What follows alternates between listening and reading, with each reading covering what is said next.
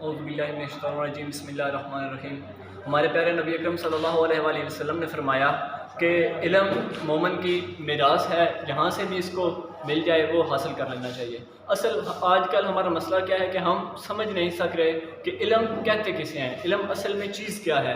ہم سمجھتے ہیں کہ آج کل جس بندے کو وہ دو چار الفاظ زیادہ انگریزی کے یاد ہو گئے ہیں وہی علم ہے، لیکن اصل علم وہ ہے کہ جو انسان کو انسان بناتا ہے، اس کے اندر ایک شعور بیدار کرتا ہے۔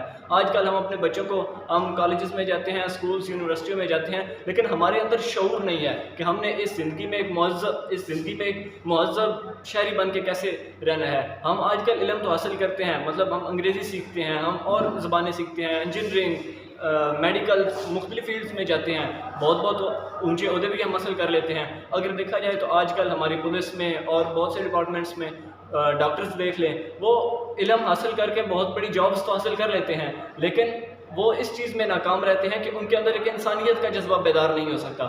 اصل بات کیا ہے کہ ان کو وہ ٹریننگ ہی نہیں دی جاتی کہ انہوں نے انسانیت کو کیسے بچانا ہے۔ وہ اپنے مفادات دیکھتے ہیں، حالانکہ ان کو چاہیے کہ وہ عوام کی خدمت کریں، کیونکہ جس کے لیے ان کو بنایا گیا ہے، اللہ تعالیٰ نے فرمایا کہ ہم نے انسانوں کو انسانوں کے لیے پیدا کیا ہے، ان کی خدمت کے لیے پیدا کیا ہے، ورنہ اللہ تعالیٰ کی عبادت کے لیے تو فرشتے ہی کافی تھے جو دن رات اللہ تعالیٰ کی عبادت کرتے ہیں۔ علم کا اصل مقصد یہ ہے کہ انسان دوسرے لوگوں کے لیے وہ اس کو فائدہ پہنچائے جتنا زیادہ ہو سکے۔